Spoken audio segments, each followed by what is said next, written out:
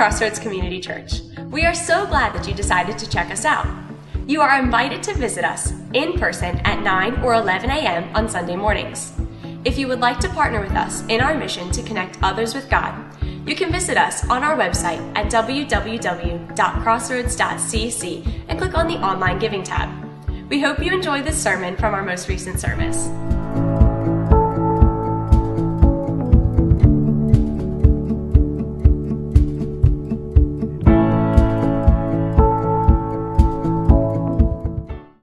You guys doing well?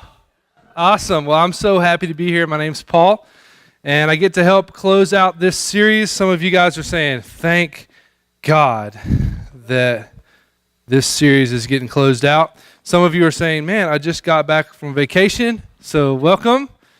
We've been getting our butt kicked for the last couple weeks in this area of baggage, and we've realized that we've got more baggage than we ever thought we had. And that's true for me, especially, I know, and it's probably the same for you guys as well. But thanks so much for being here. We've been in this portion of Scripture. We've been digging into it, Matthew 11:28. We've asked you guys to memorize this. Come to me, all who are what? Weary and burdened, and I will give you what? Rest. Man, that's what I want. And then verse 29 says, take my yoke upon you and learn from me. And I used to think when I was younger that, like, take my yoke upon me, like Jesus wants to give me an egg yolk. Like, take my yoke. I was like, I'm not taking your yoke. That's your yoke. I have eggs. I don't need more eggs. But what he's talking about here is a yoke is a teaching, a way of living. All right? In those days, rabbis would have yokes, and that was their system of belief. And as a disciple, you would go, as a learned young guy, young teenager, you would go to a rabbi and you would say, I want to learn your yoke. I want to take your yoke. And that's what Jesus is talking about here. Take my yoke upon you, learn from me, for I am gentle, I'm humble in heart, and you will find rest for your souls. And so this is a different message than other rabbis would give, right? They would say, man, my teaching is hard. You probably won't make it. And Jesus says, you can find rest in me. So how many of you guys would say that you've been seriously injured? Let me see your hand. Seriously injured. Yell things out that have hurt your body, okay, right now. Do it. Broken arm. What? What's this? Someone said tattoos. Tattoos, yeah. What else? Oh, man. Someone says sunburn. Anyway, yeah. Broken wrist. Back here. Amputated foot. Mic drop. Okay? Man, okay. So we have these things. I dislocated my ankle, read the word Nike on the back of my ankle playing basketball one time. I was like, oh, I'm not supposed to see that on my ankle. Anyway, and I had a herniated disc. Many of you in here, ladies, have had babies. Yes. And epidural or not, that's up to you guys. There's been all types of physical things that have happened in our lives, and we could say, whether it was us that one time that we went down that one hill where there was that thorn bush at the bottom on the bike, and we didn't really know if our bike could stop, and we went down the hill anyway, and we went into the thorn bush. Like, we expect pain, physical pain, right? How many of you in the room have had a heartbreak? Like a serious heartbreak, whether it be romantic or a friend hurt you, all across the room we see that. Which was worse? Your physical pain that you had or that heartbreak? Many of you would say the same thing. Just like me, I said, I would take that physical pain again because I knew that there was some kind of thing that I could do to make that pain go away eventually. But when I was in that heartbreak, I felt like there was never going to be a time when that was going to be over. And I was just sitting in it. And maybe you're there this morning, and if you are, you're in the right place. And maybe you've been through that, and if you have, you're in the right place. God's brought you to this place for a reason. This morning, I might say, and you might say that we've expected all of the physical pain in our life, but man, it was those emotional pains that really floored us.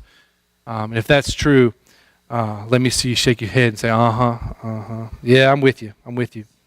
There's a guy in the Bible named Solomon. We read a lot about him, and man, he was jacked up bad. And talk about relational and relationship baggage.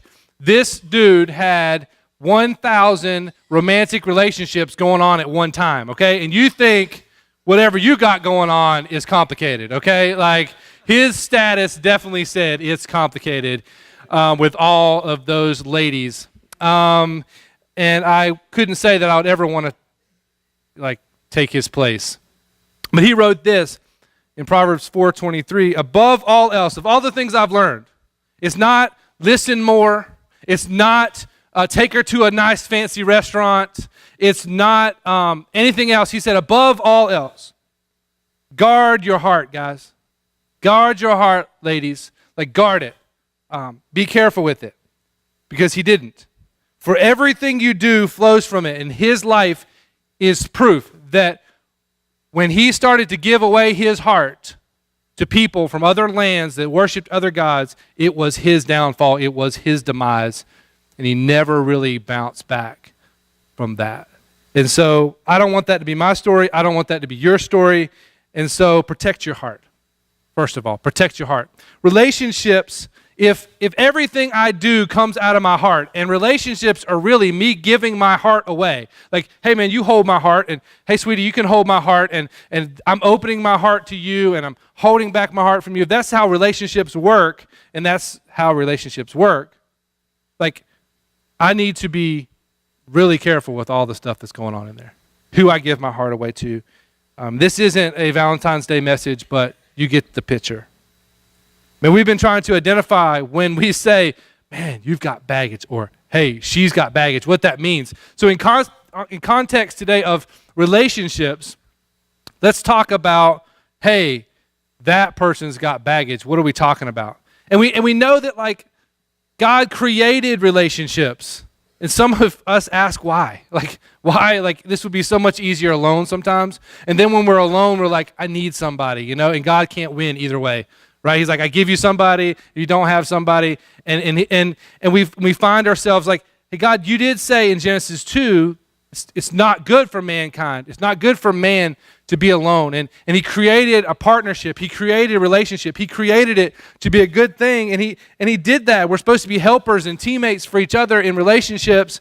And we find that. But we see that these relationships are really the context of our life. Like, when we look at big moments in our lives, whether it be a big job change or a big relationship change or whatever it is, like, we find the context of that. What is going on is relationships.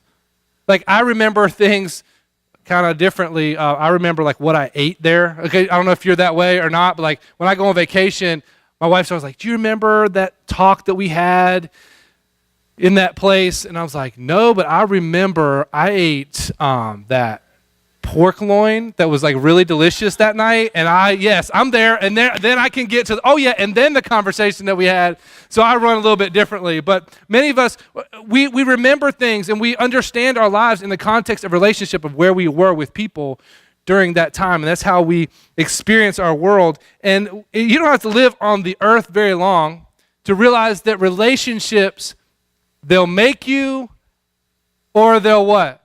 Break you. And man, anybody in the room ever feel broken down by relationships? Whether it be at work or at home, man, it's just like, if I could just move cubicles, please. So they'll break us, they'll make us. And we found, like, really 3 major pieces of baggage that have to do with relationships that we carry all the time. We never really get away from. They're just always kind of surrounding us. Their memories of these things are tied to us, like, our entire lives. And it's a little bit different from some of the other things that we've been talking about that we're just really trying to distance ourselves from. It doesn't seem like we ever can distance ourselves from relationships. Like, they're always there. And there's 3 things that always keep popping up all the time in relationships. And they wound us, man. They hurt us. The question is with these wounds and with these bags, will I have to carry these forever? Like, maybe you're going through a big breakup right now and you're saying, like, will I actually have to carry this relationship pain with me my whole life? Will there be an end to this? And I wish there was a pill, or a, therapy that we could use, or It's just not. It's just with us. And so how do we deal with that? Will we carry them forever? Here's the three things. First of all, grudges.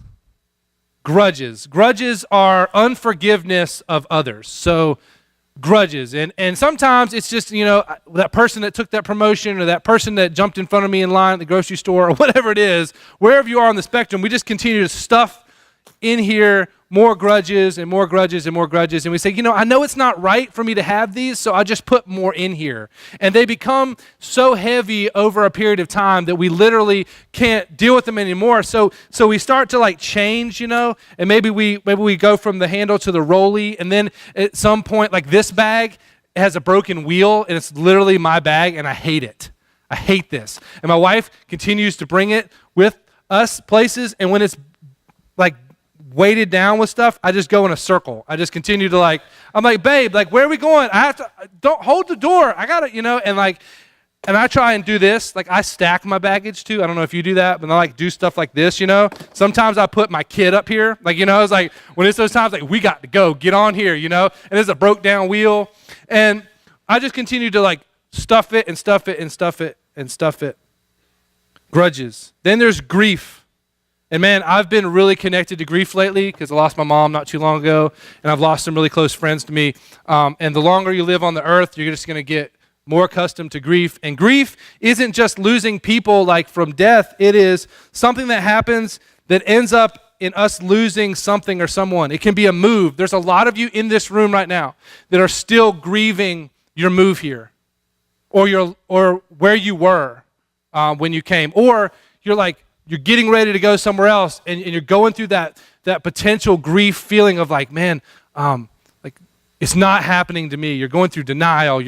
All these things are happening. It's the grief process is happening in your life, or maybe it's a failed relationship or a marriage or a job situation. You lost the promotion. You're going through grief from that, and we continue to stuff it and stuff it and stuff it and stuff it, and I tend to collect a lot of that grief. And then there is guilt. And man, I feel like I carry this around all the time. I was raised in a church that would pile this on, man. They would just pile this guilt on. You couldn't be good enough. You couldn't wear the right thing enough. You couldn't be nice enough. You couldn't serve enough. And so guilt with me is a big deal. And I just continue to carry that. It might be, and so guilt is when we blame ourselves for feelings or situations or loss. It was you. If you were smarter, you would have this promotion by now. If you could listen more, if you had the 6-pack abs, she would love you more. And I've been trying to get tan and it just don't work, man. I just get red. Go right back to white. If I could just be a little bit different, if I could change myself, if I could, we blame ourselves. You caused the failure in this marriage. It was me that made the mistake, and you never can get away from it. It just follows you, and you carry it forever. And man, these bags, and when I go through the airport, I tend to break mentally before I break physically. I've broken both, and I've been broken down mentally and physically in the airport or carrying things. One time I went to Ecuador, and they dropped us off. The bus was supposed to take us all the way to the top where we were doing basketball camp, but they didn't take us all the way to the top. They just left us down here, and we had to pack all of our stuff and carry it at 8,000 feet, up into the mountains. And I saw mountain goats, literally, this is the true story. I saw a mountain goat for the first time, and mountain goat's bro, what are you doing up here? You're not supposed to be up here, And I couldn't breathe. And I remember just carrying this, and I was breaking mentally and physically. And man, it breaks, first of all, our potential. It breaks some stuff. It breaks our potential. Listen to this example. Jesus is teaching here in Matthew 5:23 and 24, and it says, therefore, if you're offering your gift, you're in worship, you're there, you're Jesus, it's me and you, church, I'm getting ready to give my life. Here I go, and 1, 2, 3, stop. Jesus says, if you're at the altar and then you remember that your brother or your sister, that means in Christ, someone in relationship with you, it could be your real brother or sister, has something against you, or you have something against them, leave your gift there. Stop worship. So if Jesus was teaching today and he would say, here, I'm not going to say this because you'll all leave, but if you have something going on, you need to leave the house right now and you need to go take care of it and then you can come back. I know you guys wouldn't come back, you just go to lunch. But this is how important this is. He says you gotta stop everything and deal with it.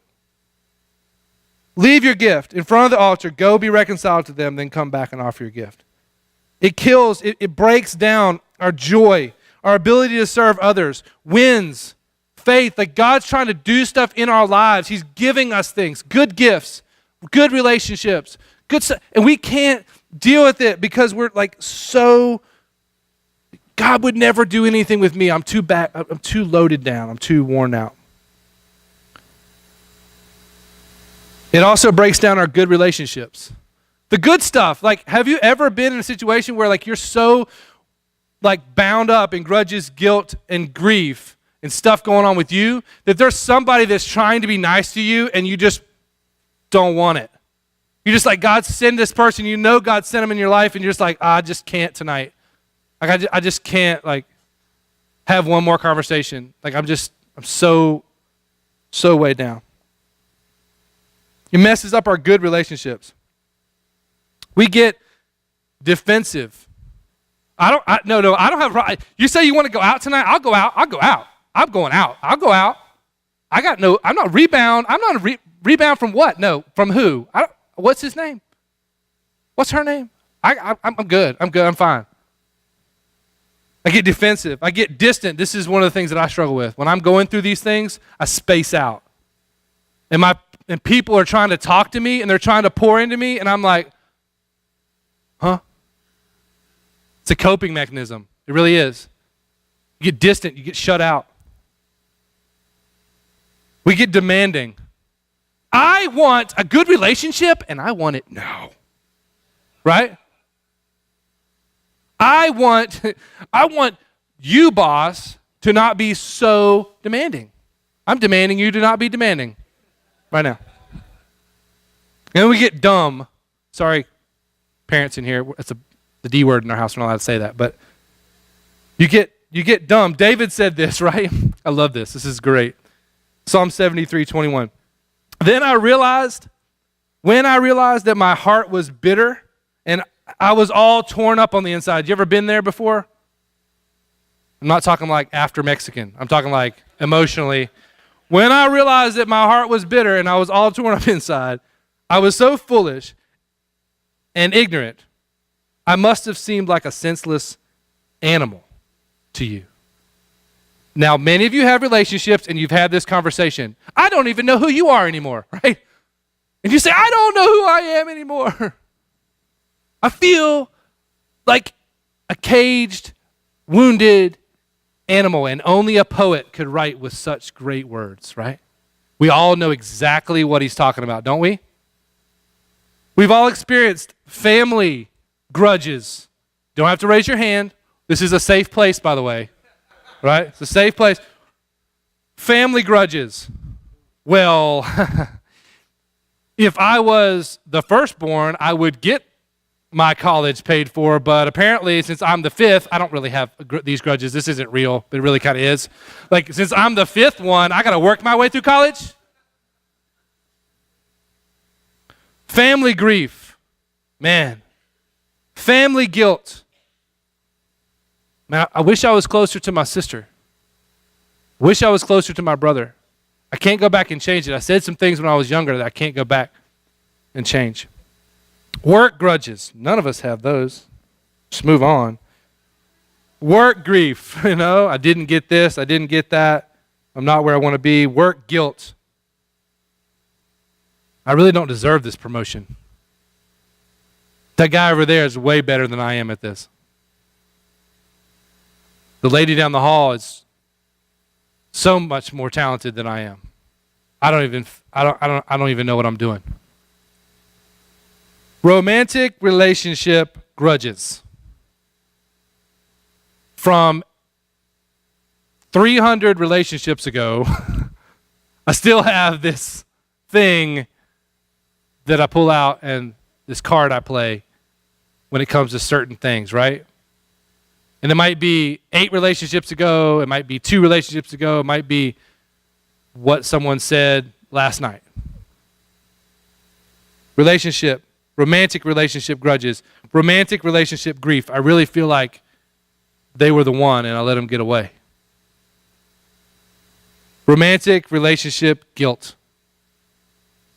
How many things are flooding our minds right now of guilt that we have and mistakes we made in romantic relationships in the past? Man, we all carry it. Some of you wear it as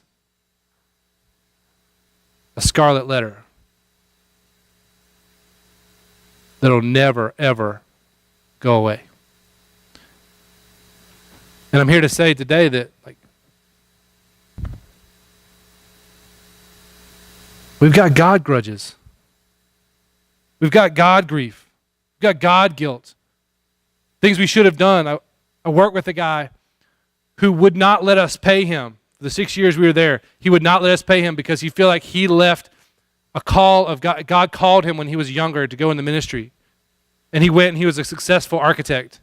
And he felt like he missed that call and he felt guilt. And he wouldn't let us pay him because it helped him with the guilt. God, you should have done this. God, why did you take from me? But you know that there's handles on these bags, but did you know that they're not meant for us to carry things? Because have you ever seen these handles, bro? I mean, have you seen these handles? They're like the most flimsy thing in the world, right? And you're trying to, this is 50 pounder, this will hold 50 pounds, right? This will hold over 50 pounds. And this little tiny thing right here, okay? This little thing will break your hand if you try and carry this by this. And so some of us, just because we have handles on this baggage doesn't mean that we were meant to carry it. In some baggage is meant to move and not carry. Did you know? Have you ever been to the airport and been on the plane and looked out the little window when they're loading all the stuff in? It's horrifying if you have anything fragile. I see people that get those $1,000 strollers and I literally see wrestling moves happening out there on the strollers. They're bending them and squishing them and taking screws out and moving things around, taking wheels off and stuff, and they shoving it in there. And you might see your fragile things that you just got from your vacation and what is happening? Are they going oh, let me roll it. Oh, this rolls up. Oh, great. And we could wheel it in here. And then let's team lift. Okay, no, we're not doing that. What's happening? They're using this thing for what it was designed for, okay? And it's designed to just unload, right? It's literally designed to be thrown. See how easy that is? But it's hard to hold and pick up. It's hard to stand here like this forever. Have you ever tried this? And then you start doing this thing, you're oh, and a switch, you know? It's difficult. How do we heal up? How do we unload this baggage? Know that God is with us in our brokenness. And he's standing there. And I think about all the times in my life, we just sung a little while ago, when in all of my life I've looked back and seen how faithful you are. He always holds. And there's times, you're going to have to hold this baggage, man, because we did it, right? We have memories. It's us. It was hard.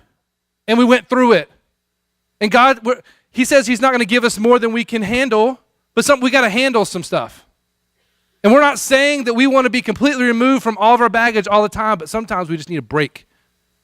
And God is saying okay, let me take it. Let me hold it. Throw it up on me. Throw it over here. I have you, okay? But that's easy to say and hard to do. David also says, man, I know someone who heals up the brokenhearted and binds up their wounds.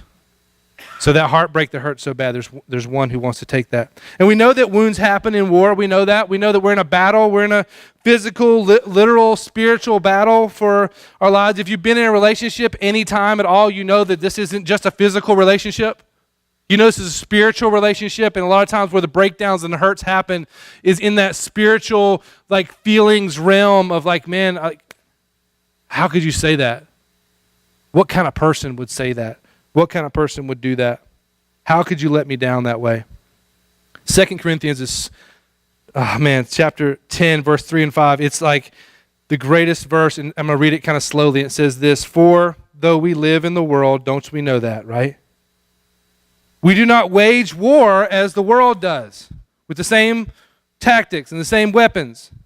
The weapons we fight with are not the weapons of the world. On the contrary, they have divine power." You have power, divine power from God to demolish strongholds. Have you ever felt like a relationship was standing up against you and like pushing on you? Whether it's at work or in your home or with a friend, it's just weighing on you. It's standing like right in front of you. It says, we demolish arguments. Anybody have an argument in a relationship before? We demolish arguments, not with the same tools that everyone else is using around us, right? These are tactics that are from God. And we demolish arguments. And every pretension, that means a lie, that sets itself up against the knowledge of God. This means that it messes with our theology. Like it messes with us. Like these strongholds mess with us. These relationships mess with us. And I can't see God clearly. I can't see him say, "I love you, I forgive you, you're mine, I want you, you're worthy." I can't see him, I can't hear him because these strongholds are in the way. And we have weapons that are designed to take these down so we can live free and travel light. But we got to put some stuff down. And it says, they set itself up against the knowledge of God. But here's what we do. And we take captive every thought. We have the power to take captive, to filter every thought and make it obedient to Christ. I want you to say this week. My baggage feels like it's here to stay. But God, I know you have the power to make it all obey. Because you know what? I may have to carry some baggage in relationships. I might.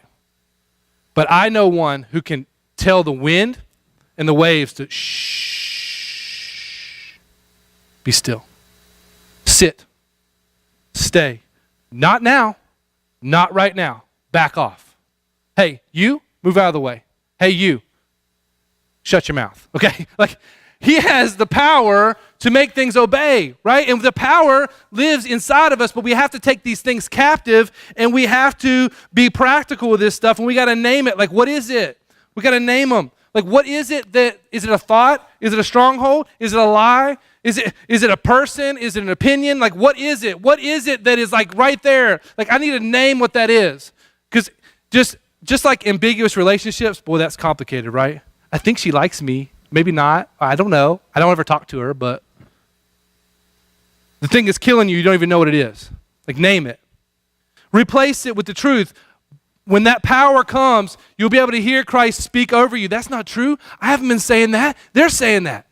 It's their opinion. It's not my opinion. Look, let the word feed you. Let the truth of God set you free.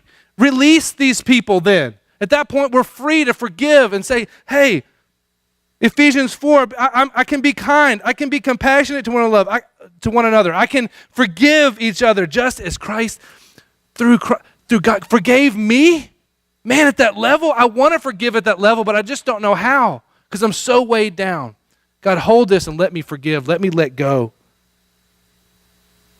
And lastly, you know one way to get rid of your baggage? Refuse to claim it. I was in LaGuardia Airport a few years ago. At 5:30 in the morning. It's a few years ago because it was shortly after 9/11, a couple years after 9/11. It's been a while ago. And 5:30 in the morning, we had a flight, and one of the flight, JetBlue or somebody, was completely shut down. And so there was like all these lines of people.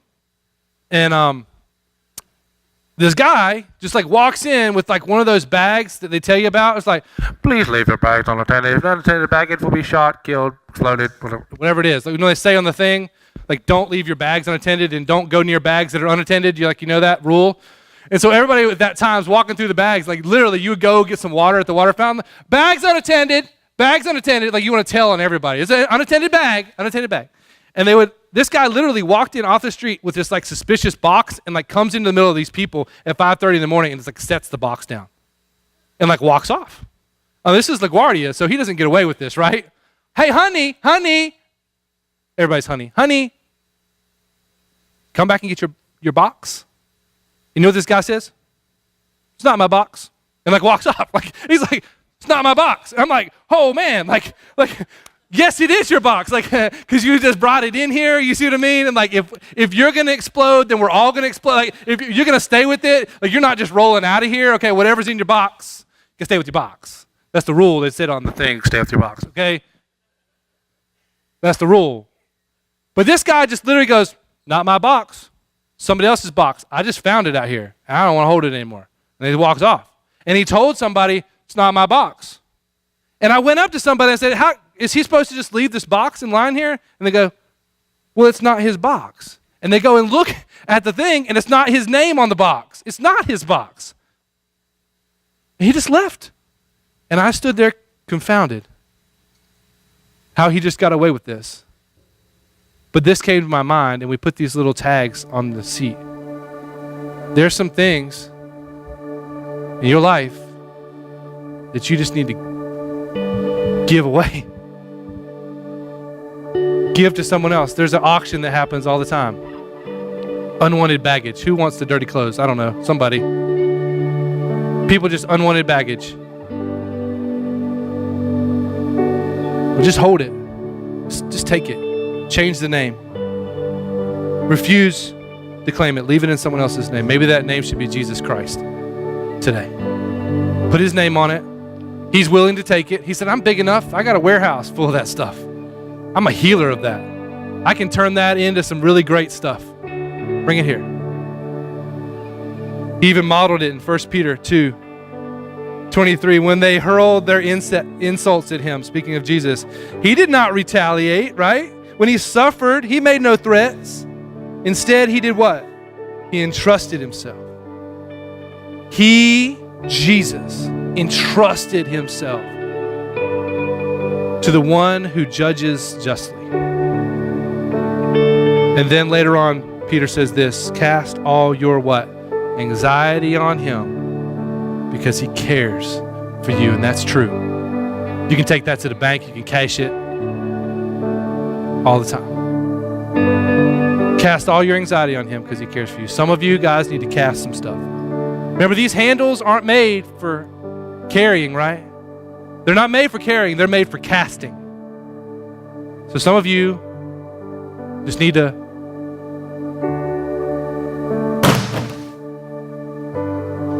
cast it today. Whatever it is, write it on your card, leave it in your seat. Don't take it home with you. Leave it as your offering to God today. Saying, I'm going home right now. I'm going to go talk to my sister. I'm going home right now. I'm going to get rid of this grudge. I'm going home right now. I'm done. I won't carry it anymore. Father, thank you so much for today. Thank you for your word and how it challenges us. Help me to deal with my baggage. Help me to deal with the things that weigh me down, and how I'm going to deal with them is I'm going to give them to you. Let that be a continuous challenge on my life. In Jesus' name we pray. Amen.